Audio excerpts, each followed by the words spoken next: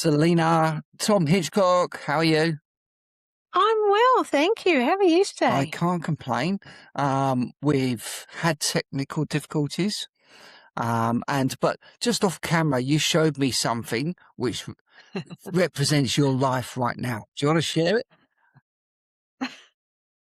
That's a lot. All my chargers and all my apparatus. I'm currently working out of a library in Renmark, South Australia. So I'm very thankful for all the technology that's available. But it's not that easy when people are like, you can work from anywhere in the world. You've got to have your batteries. You've got to have somewhere quiet. You've got to crazy stuff. But it's okay. There we are, but I'll be thankful for everything I have. that resembles the jet set lifestyle that people aspire to live. Oh dear. Okay. I've got Starlink actually, Tom. I'm a new convert to Starlink, but we're not friends yet. We're getting there. Starlink sometimes likes me and sometimes does not like me. So yeah. There we are. Okay, that's interesting. So we've spoken a few times before, and believe it or not, the world's never going to know this. We've done this episode before. We have. And with technology being as it may, it stopped at 14 minutes, and all this wonderful material just disappeared into the universe. And we made an executive decision just to do it again. All right. Yeah. Which is actually quite rare, because what probably defines these episodes is a lot of time is it's the first time we're having these conversations, the first time we're finding things out and what have you. And we like to defend that because we like to keep it real. In this case, it's not. I know enough about you. I love your story. I love where we're going. And in all honesty, I'm quite happy to hear it all again. Lovely. Well, I'd love to share it again. So, as I said, we know each other. For those that do not know Selina and what you currently do, please share away. Fantastic. Thank you. And thank you for this opportunity. I do love sharing our story because while it's me telling this story, it's really actually got nothing to do with me. But I run a charity, which is a global charity, the accidental charity, I call it, which is called Hair Aid. And I am doing the right thing and I'm wearing my brand today. So Hair Aid fundamentally does two really important things. And first of all, we go overseas and we train men and women and older youth rescued from the sex slaves, the drug lords, the mafia cartel, people living in critical poverty. And Tom, when I say critical poverty, I have to overemphasize it because sometimes we say here in Australia that people live in poverty, and we certainly have people really doing it tough, no question. But the places we go to overseas, they are living in critical poverty. Their children are dying at their feet as they're trying to learn what we teach them, which is basic hair cutting skills. They don't have fresh water. They don't have somewhere to live. They don't have electricity. They don't have access to medical. Their children will die if they don't get a skill set. So Hair Aid, it's a very simple process that we do. We go to 5 different countries overseas. Let me see if I can get them all. Guatemala, Philippines, Cambodia, Thailand, and Indonesia. And we train these people for free. It costs them nothing. We raise all the money. We get our volunteers to come. They pay their way. We get our resources donated. We work with governments and Congress overseas. And we teach them in 5 days 5 basic haircuts. And what that does is it gives them a skill. It gives them confidence. It connects them with people in their community that are in the same circumstances as them. And we give them a certificate. So they have the tools, the skill, and the confidence to go out and change their lives by creating a micro business. So our teams have been doing this for 15 years now. On our very next project, our first project for 2026, we will actually train our 7,000th person. So I'm super happy with that number because I'm always trying to imagine 7,000 people standing in front of me. And you can't really do that. But when I know that we're heading towards that figure, that's really wonderful. It's a great achievement from everybody that's committed to helping out with Hair Aid. So that's what we do overseas. Oh, and I have to say this too, Tom. We've been overseas in the Philippines so long that in June this year, we're starting our very first permanent, free training academy where people living in critical poverty or people that are looking for that skill set can go and learn how to cut hair. So we're opening that in June. So there's a big fanfare happening with the government. We're so excited to be doing that. On that, Here can in I just Australia, touch before you get to Australia then? I won't mind interjecting there. I've got a joke I want to make, but I also don't want to desensitise things. So I think it's quite interesting when you try to visualise 7,000 people, which is quite hard to do. You know, it's what that looks like and what have you. Probably quite humbling in respects, but the reach is beyond that because it's about their family, the greater community, and everybody else that is impacted. You can quadruple that in a heartbeat for sure. You yeah, know, and I think you yeah, shouldn't desensitize yourself to the good that's happening from something that actually may, in the paradox, seems quite innocuous. You know, here's 5 haircuts. But the joke I was going to make, and I'm going to say it anyway, and I'm going to get in trouble for it later, is if you did it in North Korea, they're only allowed 5 haircuts anyway. you're right. You're actually right. That's not even a joke. I That's know, more. it's crazy, isn't it? So I agree. and it's we joke about, or I joke about that, but it is about context and perspective. And to your point to extreme poverty and how things are here comparatively really reinforces that point. You know, if you're doing it a bit tough right now, and it is tough, you feel the pinch, it's not pleasant. There's stress, there's overwhelm, it's impacting your health, and everything else. Sometimes it does benefit to really imagine what that extreme poverty would look like, and just by being born somewhere else, that's it. Yeah. You know, and it probably help you sort of like, you know what, let me just put a little extra percent in a day and just change my outlook a little bit and change my destination on a just by a mindset perspective alone. Yeah. Um, I agree. I've been offered opportunities to walk through jails and through slums and, meet with some of these amazing people, and the resilience is hard to describe. It really is hard to describe. And I walk through these slums and I often look over and I see a lady, she might have 4 or 5 or 6 children. And she's washing clothes in a bucket, and the soap suds are coming all around her, and she's washing these clothes to earn money. Like, that's the way she earns income. And I look at her, and it's a tough gig, even getting fresh water into that tiny bucket to clean the clothes, to hang out the clothes in the slum, to get them back to the people that can afford to pay her to wash those clothes. It's a minefield. And I look over and I see these ladies and I think, I wonder if I would be strong enough, if that was me. Per chance of birth, I wasn't born there. But if I was, I wonder if that was me and I heard that someone was offering free training that I could do to cut hair that could change my life, because these people earn $1 a day working 12 hours doing washing, and learning to cut hair can earn $5 a day, $10 a day. I wonder if I would be strong enough to stand up and say, I'm going to do that. That's hard to do just in itself, Tom. If you are the person that's bringing in that $1 to feed your family of 5 or 6, and you've got to stop that to come to our training, how do you feed your family for a week? yeah. Because you don't have a stockpile of food. You just don't.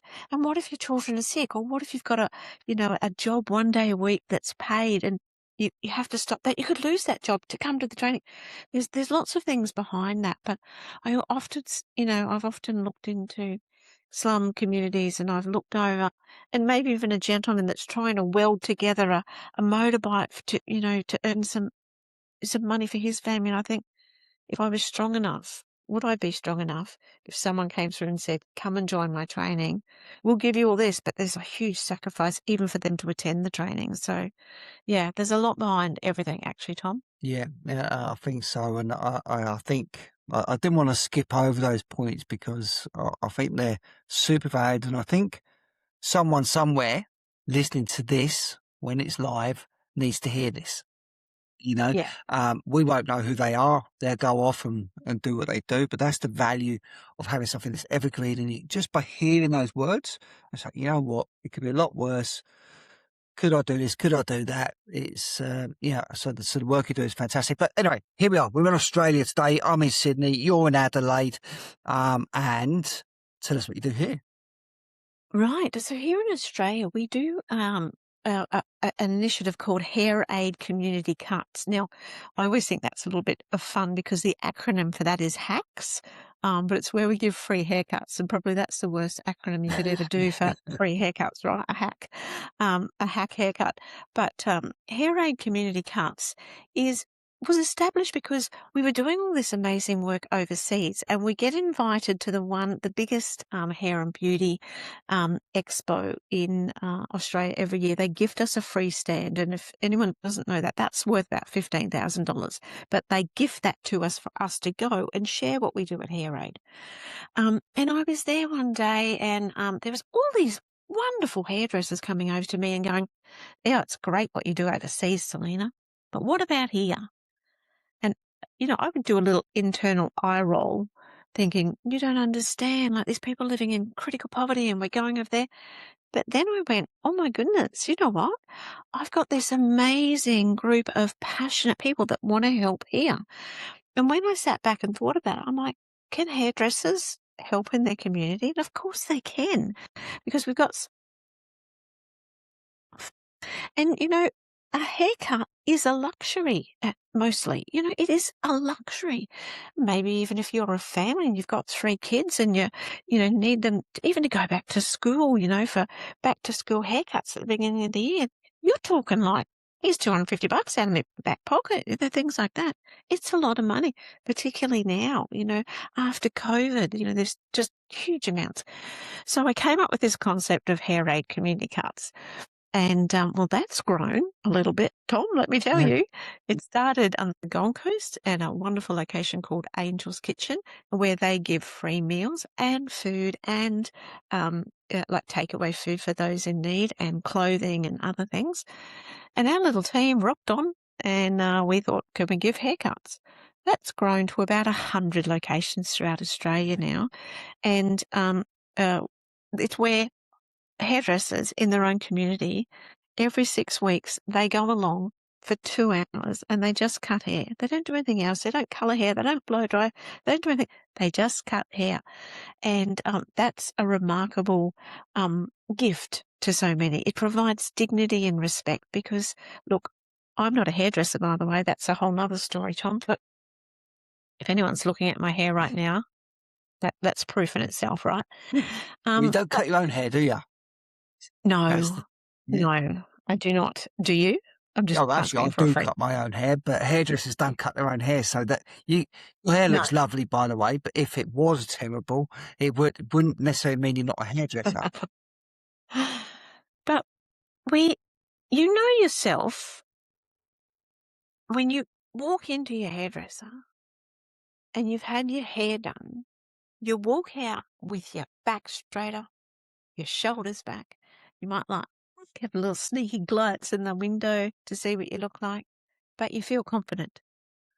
Our free haircuts provide dignity and respect for people that probably need it most. People that are having a real tough day. We've had our hairdressers have conversations with some of our guests that come along, and it's changed their lives. It's kept them alive in certain instances. Sometimes the only time some of our street people talk to another person is every 6 weeks with our hairdresser because they don't necessarily connect. But with their hairdresser, who they get to know because they keep going back to the same thing, they can talk. And we've opened up those pathways. They should say, have you been to St. Vinny's? Do you know that Centrelink can help you here? Have you reached out to your doctor? Or they might say something about their family. And, our hairdressers are just amazing people. They're people. They want people to feel better about themselves. And we've had instances where, this actually happened to me. I was in Brisbane in Emma Miller Park doing a street event on a Friday night with some homeless people. I speak to this beautiful Indigenous gentleman, and he was telling me how he hadn't rung his mum. He hasn't spoken to his mum in Toowoomba for like 5 years. And I'm like, do you think she'd like to talk to you? And he's like, yes. And I'm like, is there a way we can make that happen for you? Well, I don't have any phone. I don't have any money on my phone. Could we get some money for your phone? Can I connect you with a partner here tonight? Because there's other organisations around us. We cut hair. We don't do the other stuff, right? But I called over one of the community members and I said, do we have any of those $25 SIM cards? Yes. Great. This gentleman here would like to ring his mum. Okay, great. That's where my job is on. Next time we went there, of course, I had my eye out watching for my gentleman. He wasn't there. And I said, does anyone know where? Da-da? Yes. He rang his mum. He's back in Toowoomba. He's back with his family. Right? These are the things, these conversations that can happen with hairdressers is created at community cuts. And so it's dignity, it's respect, it's giving them a pathway, it's making them feel better so they might connect with family. They might go to a family gathering, a birthday event, Christmas, celebrations, weddings. They might apply for a job, go and apply for housing. They might have to go to court for something and they want their best presentation. Hair aid community cuts give that. It's a simple thing. It's a free haircut. But my gosh, it gives so many good feelings to so many, not just our guests, but our hairdressers as well. Our hairdressers get that. Their hearts are full. Our little logos are heart. I say this all the time. There's a reason we pick this because our hearts get full when we can help. And then we turn up again the next 6 weeks and we do it all again. It's interesting because, again, it sort of reinforces the reason why, and things that perhaps people don't realise the impacts of their actions are. And I remember I had a friend. It's so easy to make puns with hairdressing, by the way, who was training to be a hairdresser and didn't make the cut. Okay. And but she didn't make the cut because she was so reserved that she wasn't a good conversationalist, and for the salon work that she needed to do, she needed to be able to engage and have that conversation. If someone's having work's going to take a period of time, people go there for the conversation, the connection, and then they remember you. You've got the relationship, and that was the primary. I'm sure she was very good at hairdressing, but she didn't make the cut for that reason. It is really peculiar, but it made perfect sense. Then it makes a point of, well, it's far more than a haircut.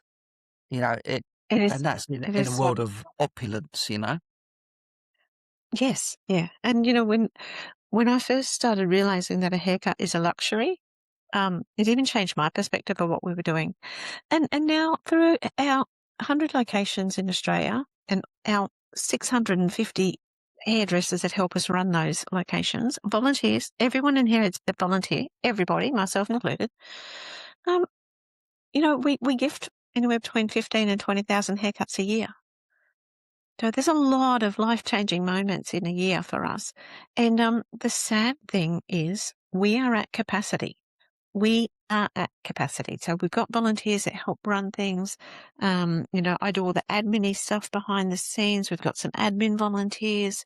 But unfortunately, we've got more than 150 organisations that have applied to have our volunteers at their location. But we're truly at capacity. We've actually had to say, just hang on, we can't open any more locations in 2026 because it's not that we don't have the community groups that need it. We've got them. And it's not that we don't even have the volunteers. I've got volunteers that have signed up that said, I'll help, Selina, you just send me, you to find me somewhere. It's the logistics in between.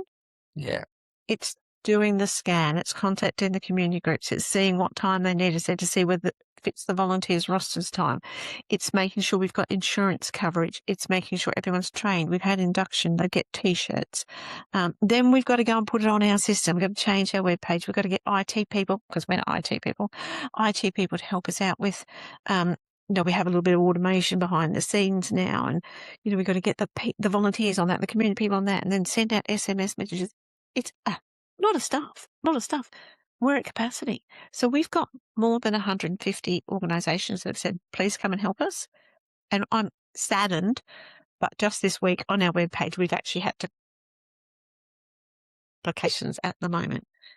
Got 100 operating, another 150 waiting, and that saddens me. But we do our best for what we can with our capacity. So we're thankful for that. Yeah, and look at the positives. Look what you can control. When we finish this up, I'm gonna please remind me. It might be something I can do to help me with the logistics. Actually, I don't know, but we'll talk offline with that one. Okay. I'd like to hear again. I'm being honest. I don't want to lie on here because I've heard it once, but I want to hear it again. Your story that got you into doing this. Your epiphany, your aha moment. It's a good story, and Oh, yeah, I think it needs to be shared. it still makes me laugh, Tom. Just makes me laugh. It's insane. So my husband and I, 15 years ago now, maybe 16 years because we've been doing it 15, we're traveling backpacking, or as we call it, flash packing, through the Philippines. And that's, for us, it's like when we had our kids young, so our kids were a bit older. So we started jumping into different countries once a year, doing 4 weeks flash packing because we don't have much money. And that's basically old people staying at backpackers. We've got our backpacks on our back. And we had been traveling for 4 weeks in the Philippines. And on the last night when we were due to fly home, my husband said to me, "I'd love to watch the football. The Roosters are playing." I went, okay. So we found a pub, an Australian pub called Outback Jack's, which came complete with a stuffed crocodile on the wall and Vegemite toast on the menu and cold beer. And we were very excited. We went there, and unfortunately, the AFL was playing, not the NRL. Now, I'm sorry to, upsetting any of the AFL supporters, but we thought, you know what, we're in a pub, we've got cold beer, all good, all good.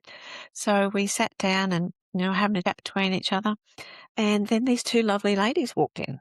And one was Canadian, one was Australian, and I knew that from their accent, of course. Now, I am a bit of a haverjack, so if you sit beside me on a plane, you've already been warned, okay? I will talk to you. But I like hearing other people's stories. You know what? Like if someone looks at me and smile, that means I can talk to you. So I said to these ladies, "Hey, what are you doing here? Do you live here? Do you work here? Like, are you holidaying? Are you traveling?"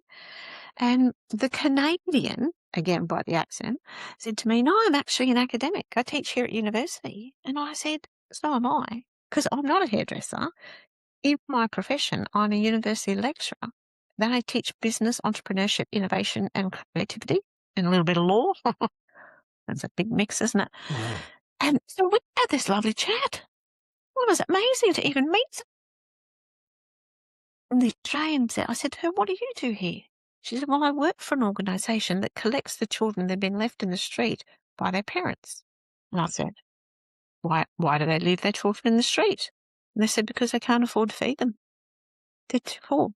And the children are going to die." And what they do is they leave the children in the hope or in the belief that an orphanage will pick them up, or child adoption agency, or some NGO that will give their give their child a better life. I call it the Brady Bunch life, that life where your child will be taken and adopted. They'll have a 3-bedroom house and a dog and a housekeeper and go to school and all that. The families believe their children will be better off there. The reality is, as I've learned, the drug runners, the mafia, the cartel, they pick these children up. The prostitution gangs find these children. Sometimes they even act like they are orphanages or whatever. Sometimes if there's a particularly beautiful or attractive child, they'll pay the family $50 to take the child. The family think the child's gone somewhere better, but the reality is they haven't, and they've been moved into a life of unspeakable horribleness. It's just so many stories that they're heartbreaking. So I said to the Australian, I said, "So you work for an orphanage?" And she said, "No, not an orphanage." And I went, "Okay." She said, "What we do is we collect the children, and then we look after their spiritual needs because it's a Catholic society over there. We give them a fresh set of clothes. We look after any sores on their skin. We feed them and we keep them safe. And then after a couple of days, we say to them, 'Which province do you come from? What's your parents' name? Do you have brothers and sisters?' And we go back and we find the families and we reconnect the child with the families." Now, I teach business at university. I love business. And I said to this lady, "You haven't really solved the problem. Like, you just be picking that kid up again in 6 months' time." And she said, "Yes, but then we work with that family. If we can get the family to have a livelihood skill, even to earn $1 or $2 a day, they can keep their children. And I was like, how can I help? Yeah. And she said, we'd like to start a sewing centre. Weirdly, Tom, weirdly the way my life is, I used to own dollar curtains. I used to be an interior. A lot of people know dollar curtains Australia-wide. I had my own self-furnishing businesses. I had lots of people that I taught how to sew. I can sew. And so I went, okay, I can do that. I went back to the university. I was teaching it. And I said to some of my students, come with me. I'm going to set up a sewing centre. So we did. We went, we taught 17 people how to sew. And we made connections with suit makers for scraps, and we taught people how to fix sewing machines. And it was amazing. We went back the next year and we trained 25 more people. And then these two lovely ladies, which I never know where to fit this into the story, Tom, Sister Kate and Sister Claudia, because they were actually undercover nuns in pub drinking beer. So two nuns walk into a bar and a hair raid is born. This stage, we'd been in the Philippines. I'd taken a few groups over and I said, what else do you need? Because I saw the critical poverty. And they said, hair cutting. And I was like, why? And that's when they told me it's illegal for children to go to school if they don't have a school regulation haircut, which means even people living in desperate poverty that are doing everything they can to get their children to school can't afford to feed their family if they've got to keep their kids' haircut. And I say to people all the time, I want you to put yourself in that situation. You've got 50 cents. You get to choose to feed your entire family for one meal, dinner, for 50 cents.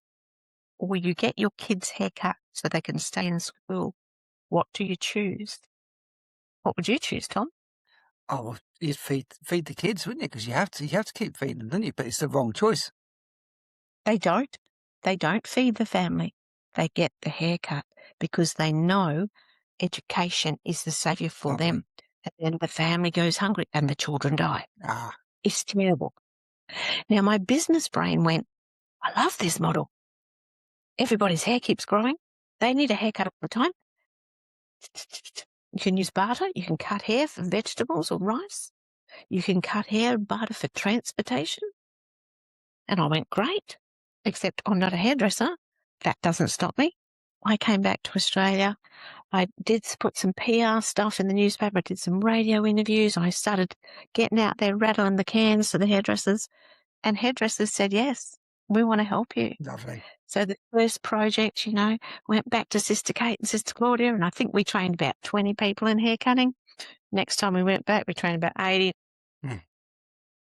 each time. So now when we go back, we take teams of hairdressers, anywhere between 15 to 20 to the 5 different countries. We work with so many different organisations and with governments and Congress. We actually have a permanent MOA, which is a step up from an MOU for those at home. With the Bali Jail, the men and women's Bali Jail, we are the only charity allowed inside to provide training. We have a permanent MOU there. We have permanent MOU in the Philippines now. But we work with governments so they can see what we do and what the skill set is.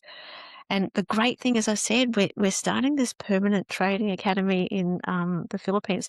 And the people we trained 12 years ago who've gone on to have their own businesses, to train others to earn income, they stand beside us and they train their own. So they've become community heroes. So this wonderful small, full circle. We've just had one of our major sponsors help us as outfit a whole salon in Cambodia as well. So our next step up is getting free academies in all of our 5 countries so that they don't have to wait for our teams to get there once a year.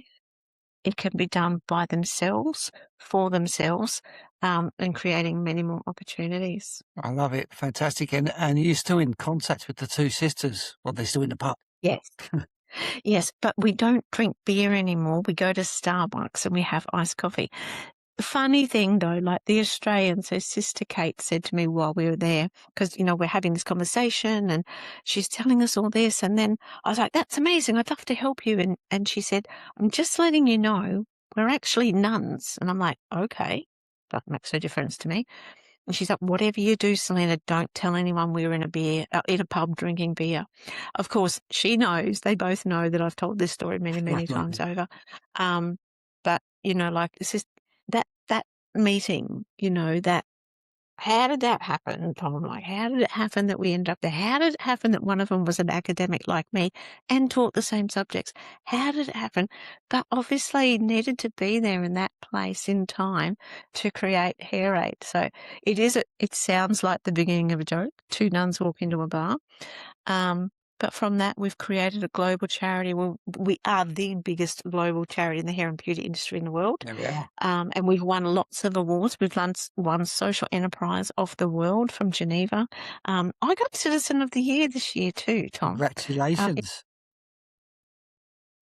So, yeah, look, we're doing great things, but it's absolutely everybody that takes the time to be involved that helps us achieve this. It's got nothing to do with me. Hair Aid doesn't exist because I want to promote my hairdressing salon because I don't have one. It's not there because I want to, win awards for me as a hairdresser because I'm not one. It's there for everything we can do to help others at the end. And it's just that wonderful opportunity for people to give back, fill their hearts and know they've actually made a difference. Yeah, no, I love that. And I think I enjoyed hearing the story the second time. So anybody who's listening to this and likes that story, listen to it twice. I have, and it worked. Okay. As we wrap up now, people will be asking, especially those that either know me or can see me, because sometimes this is audio only. Okay, so for those that can see me, they'll be thinking, well, you clearly know each other. It's not for haircuts. Yeah. But how did your paths cross? Let's maybe touch on that as we wrap up. Right. So, like, I was sitting at home one day, Tom, and this crazy guy who calls himself Mr. Purple sent me an email. And I'm a yes person. I want to work out the logistics later, right? And I got a lovely email from yourself saying, hey, I've got a bunch of amazing people down here. We're about to do a calendar called from the Bald Alliance team. So there's 12 gentlemen who are bald and they're about to do a calendar. Could we actually do that and raise some money for Hair Aid? And I was like, absolutely. It's like two nuns walk into a bar, right? Bald men want to help us in a charity called Hair Aid. And that's what you did. So I wrote back immediately. It was within a couple of minutes. And I said, yes, let's do this. This is fantastic. You told me that I didn't actually have to do too much. And I didn't. I didn't. Thank you. I love opportunities like that. But you took care of absolutely everything. Did this amazing calendar, which has been selling perfectly and donating funds back to Hair Aid to help us do what we do. Incredible. So if you haven't yet bought your calendar, I know, we've already ticked a few weeks off of this year. There's still some available. I'm certain that Tom knows where. We'll put the link up on this podcast. But that's how we met. It's just like, got a bunch of bald people here, want to help promote Hair Aid. Yes, please. You're amazing. It's interesting. You're quite right. The years moving along now, and people would think you'd get a discounted price, but I think we should put the price up because it's now limited edition. There's only a few left. I reckon we should make it more vintage. I agree. Plus, it's the first one. Yes. And in years to come, Yes. There'll be more opportunities. But yeah, that's how we've met each other. But of course, like, as I say with everybody, like, I always believe that people always want to help. And there's lots of people out there that want to help do what we do, or, we can help them. But, you've been actually a great source of information for me since that. Weirdly, that's the way the world operates around me. I think a few people are like, oh, I need some help in Sydney. I need to know if someone knows this. Let me ask Tom. Or, you stay there, let me ask Tom. And I can quickly flick you an unprofessional email going, hey, Tom, do you know anyone that can do this? And you just give me 4 dot points back and I go, thank you. And I love operating like that. It's just like, busy people, fast people, clever people, just get on and get the job done. Yeah. So love it. We love all that. So, so as we wrap up then, anybody who'd like to make contact with you, what would be the best route for them to reach out to you, Selina? Right. So in case you can see this, it's all the W's, www.saviour.org.au. And if you hit the little I want to talk to somebody, you are actually speaking to me. I answer all the emails still. And so if you want to reach out, let me know that you're interested in helping, even if you want to come along to one of our events, one of our 100 events, and just help out. You don't have to be a hairdresser. Our guests like to have people there to talk to them while they're waiting for their haircut. You can help sweep up hair. You can help keep the tools in the right place for the hairdressers. So you don't have to be a hairdresser to help out at any of our events. So reach out. Let me know how you'd like to help, because I know that we've got some space. If you want to help me with admin, yeah, thank you. Love it. Okay, well, listen, thank you very much for coming back. Thank you very much for the conversation, and looking forward to where things go next. Can't wait. Thanks, Tom. Hello again, I am Mr. Purple. Thanks again for watching this video. If you like my videos, if you like what we try to do here, please subscribe if you haven't done it already. The other thing that's very popular right now is the t-shirts, the Mr. Purple t-shirts. There's lots of people wearing these at the moment. You can grab yours on our website, copying this link below. So once again, thanks for listening. We love your feedback. Engage with us and speak soon.